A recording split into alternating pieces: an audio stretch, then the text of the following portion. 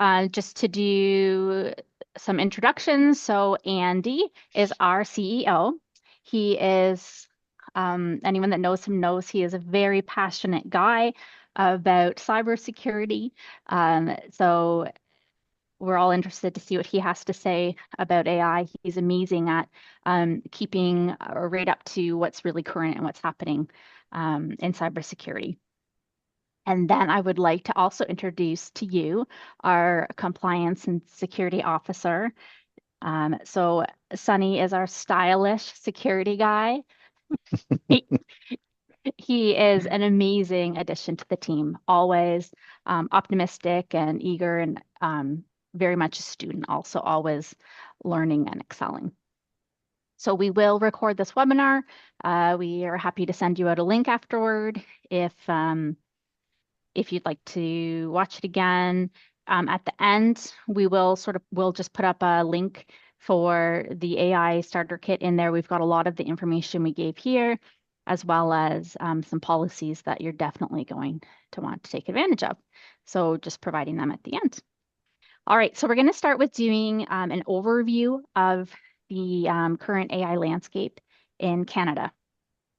We find that what they're doing in, the US or other countries can be very different. Canada is more of a reserved country, and we see that even in their use of technology. If you want to go to the next slide, please, Andy.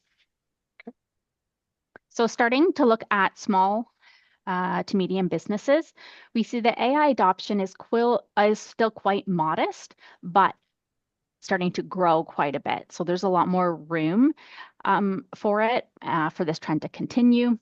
So 12.2% of Canadian businesses now starting to use it.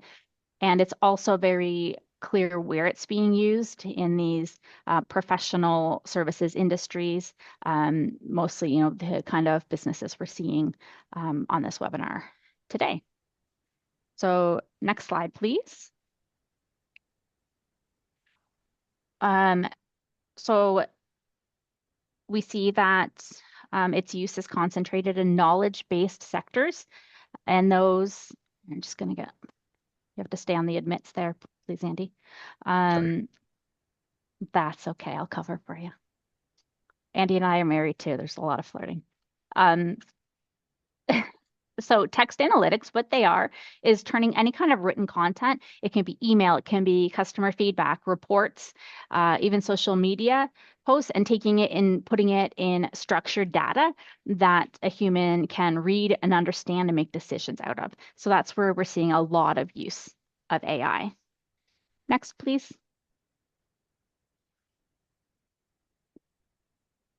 So this was just interesting because of Canadian business leaders' attitude toward AI. So we're seeing that a very large percent thinks it's not important or not relevant. This could be because they just don't understand what AI can do for their business so far.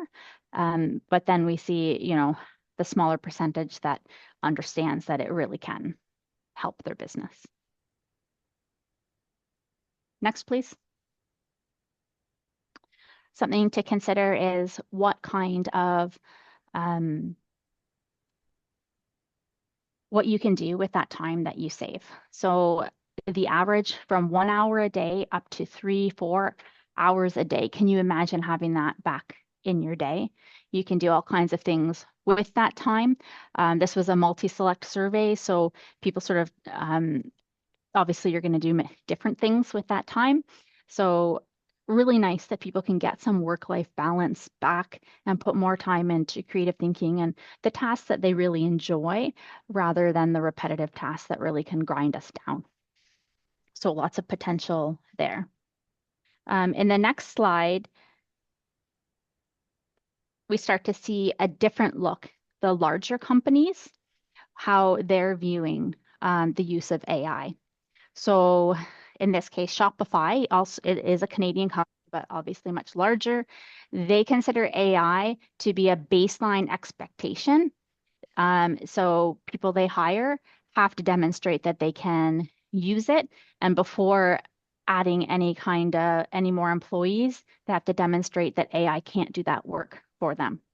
So they're seeing it as a cost savings and a way to be more efficient.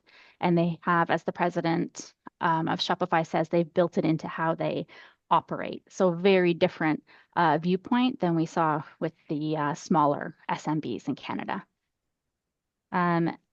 Interesting time to maybe just reflect too on a couple questions. How much time could AI save in your business? Do you view yourself as a good candidate for this?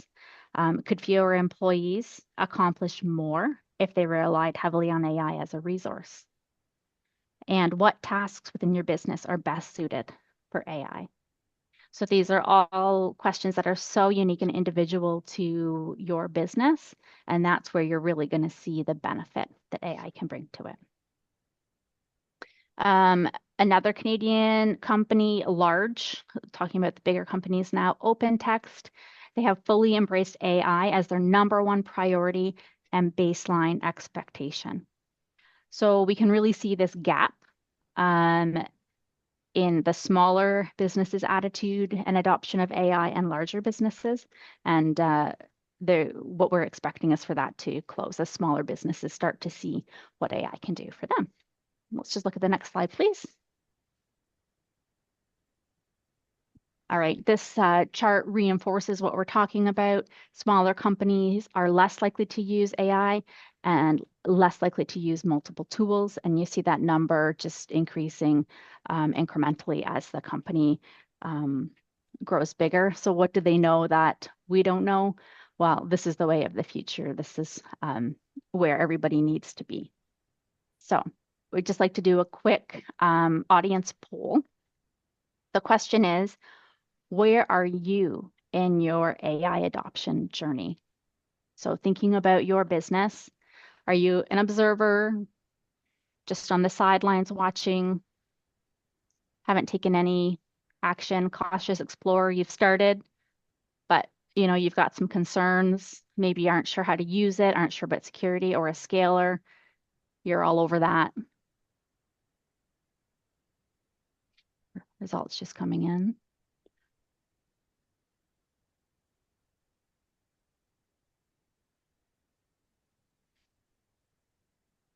Okay. Can people see the survey, Andy? Yeah, as soon as it's ending here, I'll share it. Yeah. Okay. So it looks like we're probably finished there. I'll just end the poll. Okay. And here we go. Share the results. So that's really interesting, eh? Many people at that cautious explorer stage, just like we sort of talked about, right? We know that there's some really good benefits here, but how are we going to get those out of AI and stay safe? Awesome. Thanks for sharing. Excellent. All right, Andy, you're up. So that's awesome. That's good that a lot of people are cautious. We're going to show some real benefits to AI here, but we don't want people to be fearful of AI. Fear is an emotion, whereas caution is using your cognitive and your logic. So that's what we want, is to exercise some caution with AI, but to utilize it. So here are the three choices that companies have to make. They either ignore AI completely and they say, nope, we're not going to do it at all. That's the second one, where they'll block AI. Or they could ignore what's happening. They could bury their head in the sand. Their employees are using AI, but they will most likely have some data leaks because they're often using their own email addresses. So they're using a Hotmail or a Gmail address. If they leave the organization, that data leaves with them as well. So it's considered consumer AI in that case. Or the third one is to govern the AI, to set policies in place. And so we'll talk about that at the end, how we can do something like that. So wanted to show this quick slide.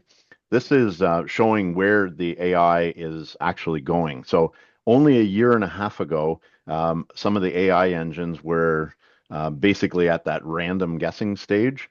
And so they've improved greatly in the last year and a half. So now a lot of the AI engines are considered expert human level at a PhD level in responding. And so these AI models will just continue to get better and better. And so, of course, we want to try and utilize these engines as best that we can, while at the same time being cautious about what type of data is shared with it. So we'll go through a couple of examples. We'll go through two examples of what you can do with AI. The first one, we'll look at, if you wanted to have generate a fitness course for yourself, you could put something in like this, where you just put into something like ChatGPT, generate a 3-month fitness plan for me, and it's going to outline a fitness plan for you. But of course, you can get a lot more specific with it. So this is fairly broad, the way that it's sent, but what you can do is not only give it the task of what you want it to do, but then start giving it a little bit more in the prompting. So you can give it some context. You can say, this is the context. This is what I am. This is what I'm hoping to achieve with my plan. This is how many times I want to do it.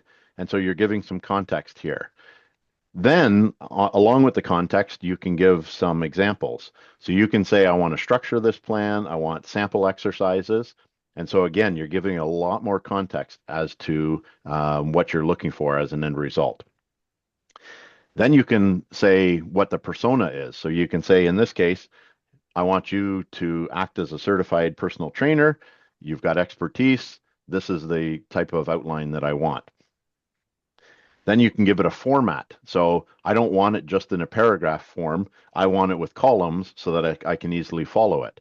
So again, giving it a lot more context here. And then lastly, you can set the tone of how you want this to be. So in this case, encouraging and professional. And so when you take all of that together, you can give it a nice prompt that will give you the results that you're looking for. So the first example here is just with that generic prompt, whereas the second one is giving it all of that context. And so you can get much better results out of an AI engine if you're able to do this sort of thing. Now, you don't have to know all of these things. You can actually ask the chatbot to improve your prompt. So you can say, tell me how to give you better prompts. And it will say, these are the things that I'm looking for to give you the best results that you're looking for. So in this case, we did it with a fitness routine, but this could be done in any context in business, let's say for marketing or for sales. And so you can say something like this: I'm looking to build a workout routine. What type of information do you need? So what questions are you going to ask me in order to get the best results from what you give me?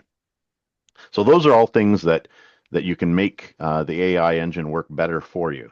At the end, we're going to give you a link where you can download a whole bunch of useful information on AI. This is one of the things that will be in that, some of the golden rules about how to prompt properly. So here are, yeah, Laura's going to take this one. We were just going to look at in the different roles, how you can use AI, where it brings value. So, for example, an executive, this is someone who's very busy. They can ask AI to perhaps summarize a document, create 5 main bullet points that are takeaways, highlight any risks, actions, and decisions that need to be made. So really, it can act as an assistant to you. An administrative assistant, or can use it to create, structured meeting agendas and tell it what you want included in that. Do you want to include a check-in, project status, blockers to improvement, next steps? Marketing, this is something I use AI for quite a bit. I find I'm not the most creative person. I know what I want, but sometimes to get there doesn't come easily. So I can, ask ChatGPT to give me 10 social media posts about cybersecurity tips for small businesses. I can also instruct it, use a friendly tone, because that's something we always want it to reflect who we are. So once it creates that, I can, that's an awesome starting point, and I can go from there and make it my own. In sales, it's often used. You can write a professional follow-up email to a client who hasn't responded in 5 days. You can tell it, be polite, be concise, and include a meeting link. So it just, these repetitive tasks, it can make go a lot faster, quicker. On the next slide, there's a few more roles um, that we can look at. So the HR department, we're seeing a lot of use in HR because it can help you create your job postings, tell it what to include, and it can also help you sift through a lot of those resumes. If you get a ton, but very few are of value, you don't want to spend all of your time focusing on those. For analysts, they can take survey comments and have AI group them by topic, summarize main concerns in each category. Um, and then in finance, as a suggestion, it's used to summarize the trends. You can ask it in a sheet, highlight any outliers from last quarter's revenue so you know where you need to focus. Excellent. So we'll show another example here of things that you can do inside of an AI engine. So what I've done here is I'm in ChatGPT and I've uploaded some sample data, a spreadsheet. So here's the spreadsheet that I've uploaded. Now this is just sample data, and we'll give it some prompts, and we'll see what we can get out of the AI engine based on this. So I've uploaded it now. I'm just going to do a prompt now, and we'll see what type of interesting information we'll get. So there's the data itself. It's looked at it. Now it's analyzing it. Now I'm using ChatGPT version 5. You can choose a different one. This one is the newest. So give that a few seconds to generate. So what we're doing here is we're asking it to analyze this data and identify some significant changes. So here's a nice summary that it gives. So a person could do this, of course, but this is using the AI to go through this data and pull out some nice trends. So it even asks questions here like, would you like me to plot this trend? What we'll do instead is we'll give it a new prompt for what we're looking for. So of course I could have typed these prompts out, but I'm just copying and pasting from what I've already got over at the side.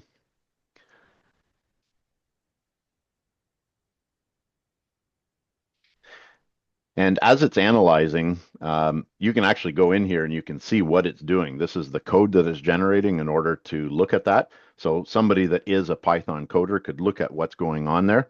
Most people will not. They'll just let it do the analyzing behind the scenes. But that's why it's taking several seconds for it to do something here.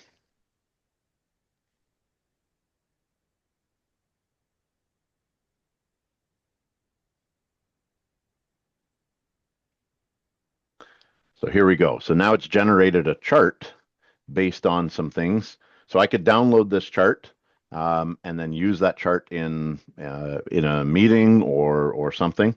So let's give it another prompt here. So on this one, we're going to ask it to forecast with some confidence here as to what it's seeing with that data.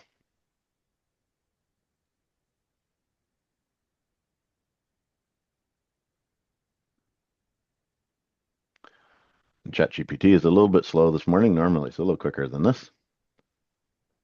There we go. So it's taken that data, analyzed it, giving us some key insights into what's going on with it. Again, at the bottom, it's asking, would you like to create a boardroom ready summary? So we could say, yes, we want that.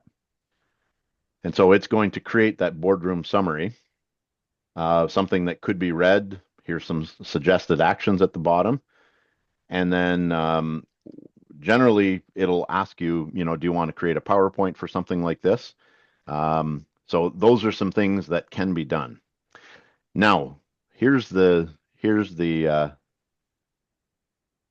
question. What if this was real data?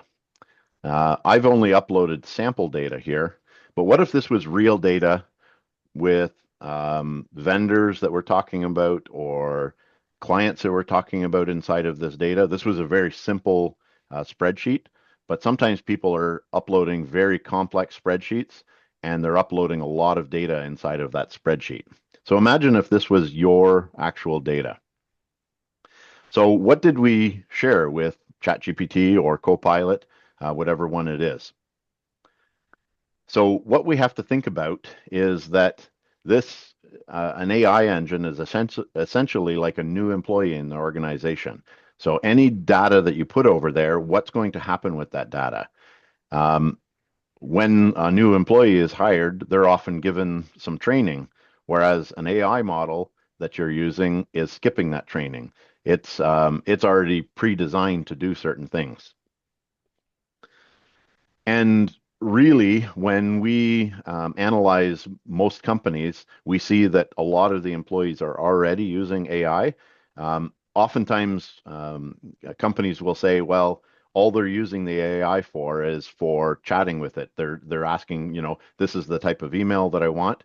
But in this case, you saw that I uploaded a file. And so now that file is out of my hands. It's up in ChatGPT's servers, and anybody can query that data.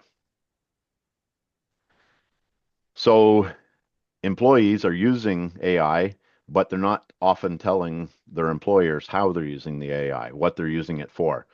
So interesting stat here. 75% of executives believe that they have an understanding of the AI usage in their organization, and yet 50% of workers admit to using AI tools that have not been vetted or approved by their employers. So what does that mean? That means data leakage. So data is escaping from an organization, and that organization doesn't know where it's going. So oftentimes the employees don't understand the risk. They don't understand what's going on with that data and how that data can be used against them. What you have to think about is that whatever AI sees, AI is able to use, AI is storing that data, and somebody else can query that data in the future. So if you give something like ChatGPT access to your data, to your email, to your CRM, to your SharePoint, to your documents, and you don't put good data governance, then that data can be used against you. So we're going to look at three different ways that data can escape an organization. So the first way is through the front door. Second way is through the back door, and the third way is through the side door. So we'll look at these three scenarios. So the first way, through the front door. This is where employees, like I showed, are feeding that sensitive data into an AI tool.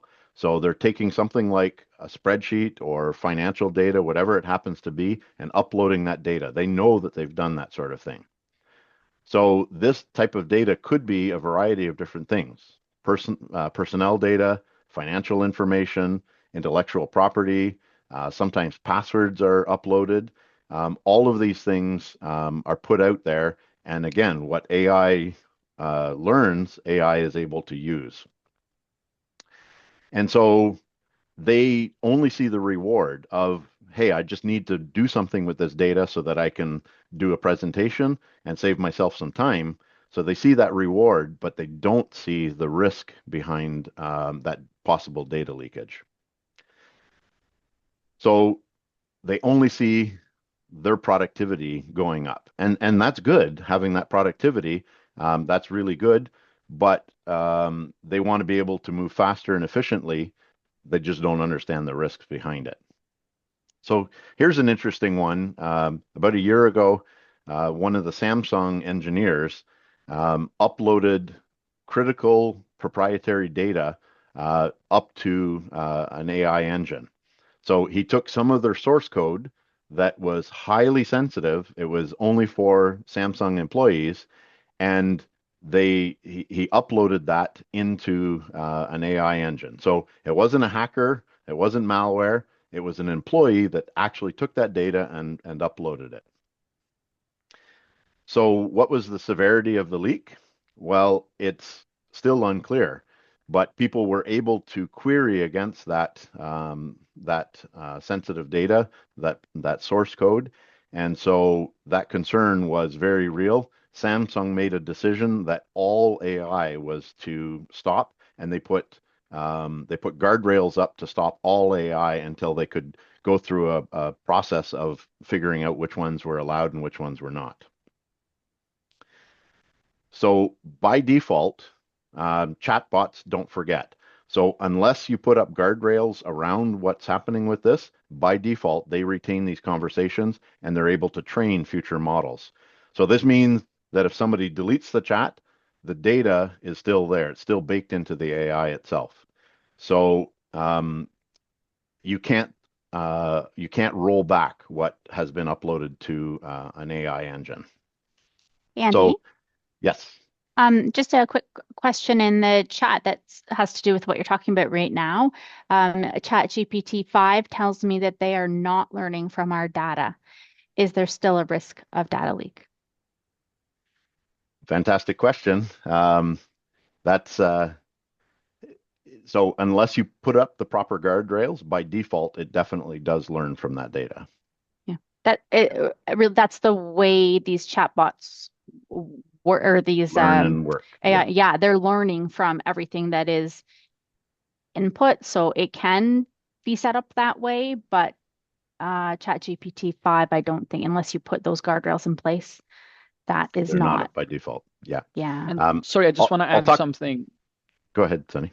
Yeah, just so especially let's say if you're using the free version, so you don't have the option to add those guardrails, Correct, specific guardrails, which Andy's talking about. So if you're using the paid version, then you can opt out and implement more security, but free version, you don't have an option.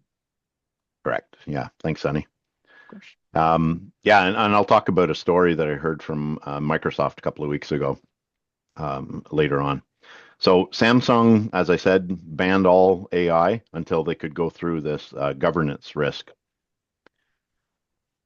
So here's the question that I want all business leaders to really answer. What is your AI usage policy? Do you have an AI usage policy? Oftentimes, most companies do not. It's such a new thing. And so at the end, we're going to have a link where we have a sample AI policy that you can go through to figure out what that should be.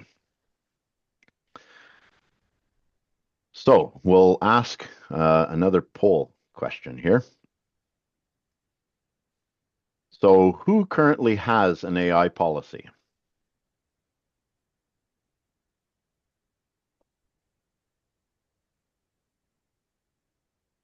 Again, this is anonymous. We'll share the results, but nobody will see what somebody has said on this.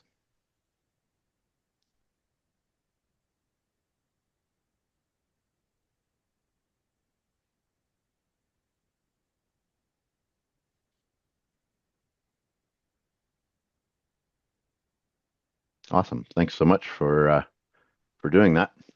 I'll just end the poll here right now. I think almost everybody's done. And then I'll share the results here. So really interesting. 4 people said yes, they have an AI policy. 3 said that it's in the works. They're talking about doing that. 7 said that not yet, and so that AI policy that we'll give out at the end will probably help. And so, and then 2 said no AI policy at all. So, really good that that you were able to do that. We highly encourage you to think about this and to talk to your employees about what type of data they are going to use into an AI model. Okay, fantastic. So, oops, I forgot to stop sharing. There we go. So the second way that we're going to look at is through the back door. So what does that mean? Well, the back door is about harvesting data automatically. Well, how does that work? Imagine that an employee has data on their device and they install an AI agent on their device that's able to then scan all of the data that's there. And so they're able to look at the data that they probably didn't want to give up. So There might be data on there that has to do with healthcare or that has to do with financials, and they didn't mean for that data to be shared, but they installed an agent on their machine that scans everything that it has access to. So one of the ways that we often see when we analyze is things like payroll data or credit card data. Sometimes there'll be statements and it'll have the credit card number in it. And again, if AI is able to see that data, it's able to learn and do things with that data. So no matter which AI agent it is, whether it's Microsoft Copilot or other agents, if it's able to see that data, it's able to learn from that data. So Copilot can even learn from things like your email and OneDrive. And these are fantastic to do so long as that's the data that you want it to see. And so governance has to come into play here. So AI isn't asking for permission on this sort of thing. If you give it access to it, it's going to use that data. So here's something that Microsoft put out about Copilot. And we're not saying Copilot is bad. We're saying that guardrails have to be put up around it. So they're saying that it generates response anchored to your organization data, such as documents, emails, calendar, chats, meetings, contacts. And so if it's able to see that data, it's able to use that data. So if you've got any sort of misconfigurations on things, security or permissions on your data, then that's where the danger lies. A lot of data that we see is uncategorized. And so something like Copilot will obey if you put proper data tags on things. And Sunny will talk a little bit more about how those tags work. But if data is uncategorized, it will scan all of that data. So if you mark it as private, then it won't touch that data. So here's a question for you, something for you to think about. Do you currently categorize sensitive data inside your organizations? Most organizations do not. And up until recently with Copilot, it wasn't really that big of a deal. But now with AI agents, categorizing that data becomes a very, very big deal. So let's talk about that third way, through the side door. So the side door means AI plugins or other integrations that have access to data. So let's talk about what that means. So hackers are taking advantage of reasons why people want to use AI. They want to be more efficient. And so sometimes they're going out and grabbing tools to be more efficient. And so some of these tools that are out there embed malware inside of that AI agent. And so it's able to then pull data out through the side. So let's talk about an example of that. So Laura, you want to talk about this one? So again, this is that side door that we talked about, a recent example in the news. So a Disney employee downloaded a free open source AI graphics generator tool on his computer. He's just trying to do his job, right? That tool wasn't real, unfortunately. It was malware, and it went through and it harvested all the passwords and all of his account credentials to Disney. So this exposed company data and potential trade secrets. What we can learn from this is, if Disney didn't get it right, it shows how easy it would be for, smaller businesses with less resources to not get it right. So we may feel, oh, my employees know better. They wouldn't download malicious AI. They, despite their best efforts, it's not done in a malicious way, but it's very easy to happen. In the next slide, we have another example of what happened. So this was with McDonald's. So they used a chat bot to gather information in the hiring process. However, they didn't secure it properly. So this super easily guessed password was granted full administrative access. So personal data was exposed up to 64 million job applicants and their personal information. So it was very quickly addressed by McDonald's, but that information still got out there, and experts fear that it's going to be used in large-scale phishing campaigns. So just again, underlying that we need security along with AI, just like we do with other technologies. We need strong passwords and MFA. Once data's out there, there's no getting it back. And then one more example to highlight one of the dangers of AI. So this Air Canada customer got information from a chatbot regarding their refund policy for bereavement. It told him he was entitled to it. Then Air Canada said, nope, that's wrong, you're not. So the tribunal ruled that Air Canada was responsible for whatever its chatbot said. So it wasn't a huge amount of money at risk, right? We're just talking about one airline ticket refund, but it highlights how important it is that this AI has the proper information and relays on behalf of our company. So just to highlight, to avoid something like that happens, we basically have to treat AI like an eager intern. It can do so much for you, but approach the work that it does with caution, knowing that it might not be exactly what you want to put out there. It does need human oversight. We have to audit what it puts out. I compare it to talk to text. I love to use that. But if you don't read your message before you hit send, you can get pretty embarrassed. It can get a little crazy. So we just need to spend some time before accepting it as perfect. So just a couple of really good quotes here. The data shows that a gap between AI adoption and oversight already exists. And like usual, hackers are there to exploit it and make money, right? It's what they do.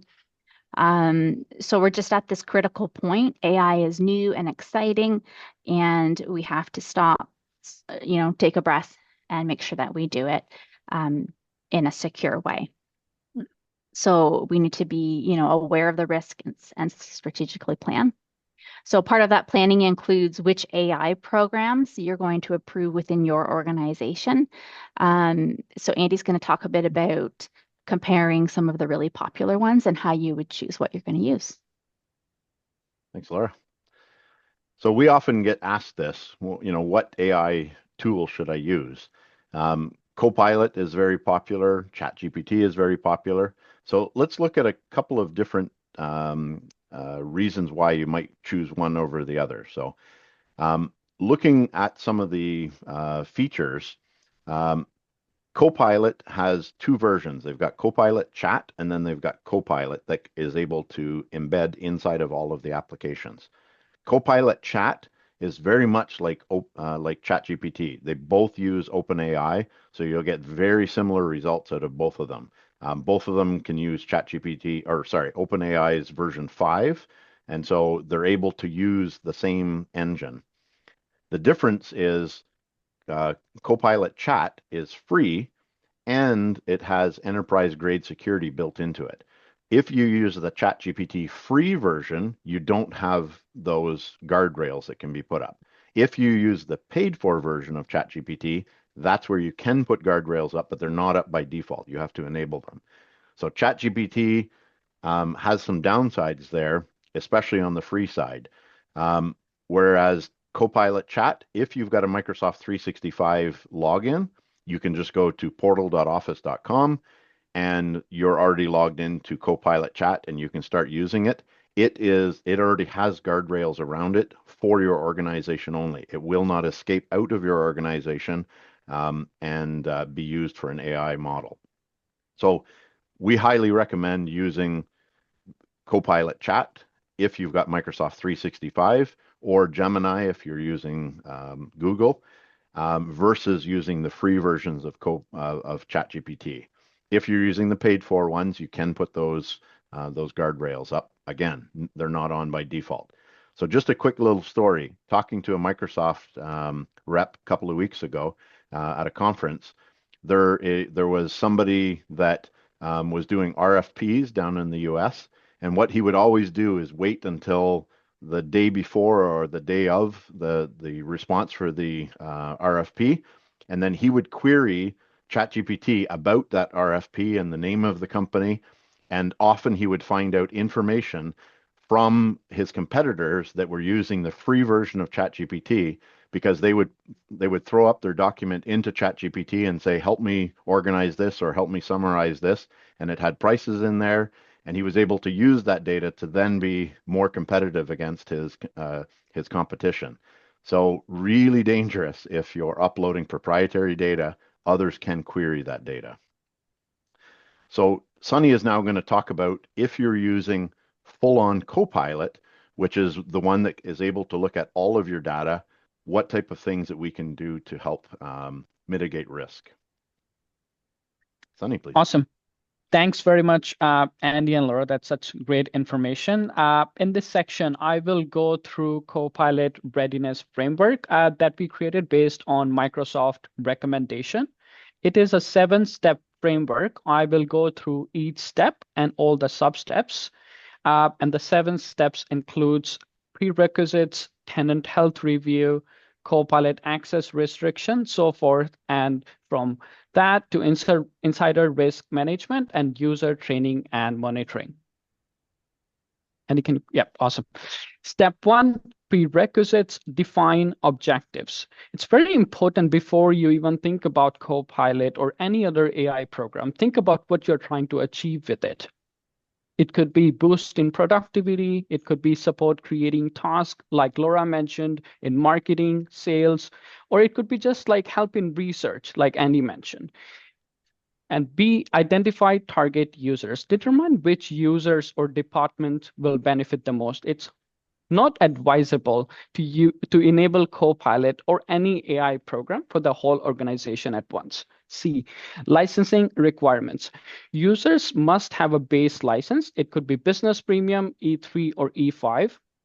So let's say if you're using Business Basic or Business Standard, first you would have to upgrade your license to a Business Premium, E3, or E5.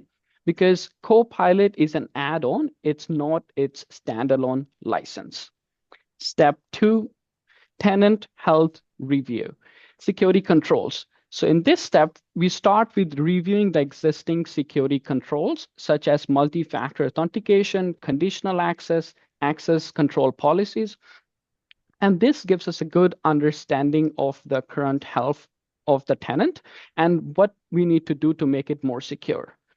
Second, data storage. Review where the data is stored. It could be OneDrive, SharePoint, or Teams. And most importantly, if it aligns with company's policy. Next, permission. Review how access and sharing permissions are configured. And again, more importantly, if it aligns with company's policy. Data classification. Verify whether data is properly classified, what Andy mentioned, or sanitized using sensitivity labels. I'll go through more in detail for data classification in step 4, but in the second step, we just check if its data is classified or not. Step 3, Copilot access restriction. This setting allows us to restrict Copilot access to SharePoint while data is being classified and secured. So Microsoft enabled or provided us with this feature so that we don't have to wait. Let's say if you have hundreds of GB of data or terabytes of data, it can take up to a few weeks to a few months to make sure data is sanitized, properly classified, and secured.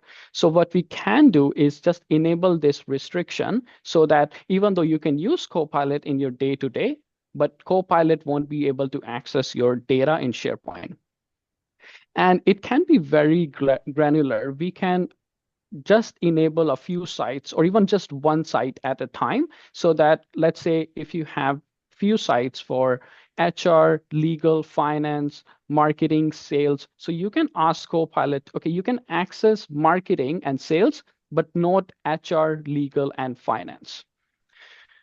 I just want to highlight a couple of important points. While we are doing this, Copilot features will be limited because it has limited data to the organization data.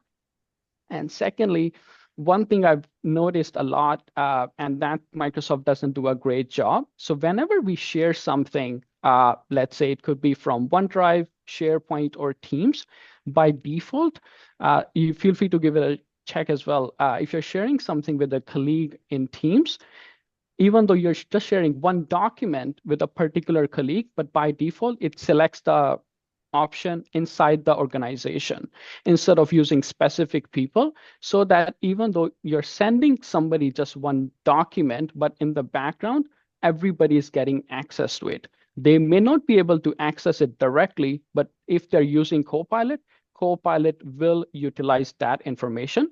So it's very important to always use specific people when sharing data. Step 4. Data classification and control. This is, I would say, the most important step because Copilot respects data classification and control. The first thing is first of all, if data is classified. If not, we can help you with that. We can help data to be classified. It could be done manually or automatically. We would create labels in the background, and users can easily label the documents. That could be in Word, Excel, or even in Outlook. You can label your emails. And for automatic labels, it can be done in a variety of ways. I just mentioned keywords here. So what can be done? Let's say if you want us to create a label called legal confidential, and we can label any document that contains something like legal hold, court case, litigation to be labeled legal confidential automatically without you doing anything at all. I just highlighted a few examples of labels, public, general, internal, or confidential. Microsoft usually recommends 3 to 5 labels so that it's not too complicated. Let's say if you create 10 labels, it can be very confusing for users to choose which one would be a right option for a particular document. And what's great about creating labels and classification is applying security settings based on data classification. For example, if something is labeled public or general, you don't want to put encryption. You don't want to put a lot of security controls. Some security controls for sure. But let's say if something is labeled confidential, we want to make sure it's encrypted, it's watermarked, and only a few people has access to that data. And Copilot will respect that and won't access encrypted data. Next slide, please, Andy. Step 5, data loss prevention. It lets us create policies that prevent sensitive information from leaving the environment. It's very important, especially let's say if you're using Copilot. Copilot doesn't have its own security. It respects the security around all this. It could be sensitivity labels, data loss prevention, or all the other security in Microsoft Tenant. Some of the examples I wanted to show you guys is what we can do with data loss prevention. We can restrict, let's say if something is labeled confidential, we can do a layered approach. Firstly, we can make it so that nobody would be able to send the data outside if it's labeled confidential. But we can take it to a next notch and be like, okay, you can share it externally, but you'd have to provide justification before you share it. And it won't go out unless you provide justification. And even we can take it to a new level is even after providing justification, it will be automatically encrypted when it will go outside of the environment so that your data will stay secure.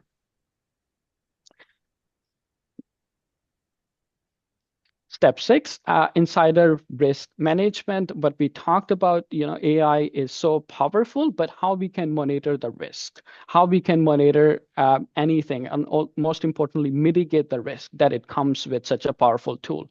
So with insider risk management, it makes sure, let's say, if somebody accidentally, intentionally or unintentionally uploads something sensitive to Copilot, first of all, it blocks it.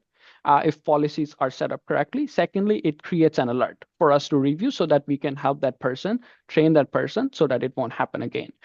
And secondly, it gives us behavioral alerts. So it does a great job by creating baselines for each users automatically. And let's say if somebody downloads 10 files in a week, and all of a sudden it sees somebody's downloading 100 files in one day, it will create an alert. Same idea, if somebody sends 3 files a day externally, and all of a sudden it sees, okay, you are sending externally 50 files, it will create an alert so that we can make sure data is protected, classified, and secure. Step 7, Andy, can you please? Awesome. User training and monitoring. This is, again, very important because even though, as we know, it's so powerful, but it changes. AI is changing very quickly, and so is Copilot. Like, I'm sure if you have used Copilot 6 months ago, and if you're using it now, it's completely different. So how we can effectively help users, train them with the new features, and then on top of that, we need to monitor risk that it comes with it. And Microsoft does a great job providing some of the tools. One of them is data posture security management that works with insider risk management. Not only it monitors any risk, but it tells us as a security company, and as we are helping you, is like how much of data is classified versus not classified. And then we can work with you to make sure data is classified, because at the end of the day, Copilot will respect that. Last point, ongoing adoption. Promote continuous adoption and ensure compliance over time. This is not just like one time get it done thing. This is more how you can achieve it, how you can achieve great things with AI. Could be any tool, especially we are talking about Copilot here. And train users over time, and then ensure compliance over time, most importantly, so that the company's data stays secure. Awesome. Thanks very much. Andy, over to you. Thanks, Sunny. Perfect. Thanks so much, Sunny. Appreciate that. So one of the things that we get asked a lot about is which AI tools should I use, because there are so many different ones out there. So one of the things that we've done is we're working with a company that has taken all of the AI chat agents and put them into one framework. So this is a picture of what that looks like, where you can choose which framework you want to work with. And inside of that tool, there's actually 49 different AI models. So a company can choose which ones they do not want to use, but which ones they want to use, and it already has the guardrails built around it. So like we were talking about before, where if you've got the free version of ChatGPT, it does not have the guardrails. If you've got the paid for one, you've got to still set up the guardrails around it. This tool has those guardrails already pre-built for all of the different agents, whether you want to use Gemini or ChatGPT or any of the Grok, any of the ones that are out there. There's 49 that are built in here. And it has a whole learning tool that will help you to learn how to do prompting through different AI models. So again, that's something that is available. Feel free to ask questions about that later. So just wanted to talk briefly about things that you would never want to share with an AI model.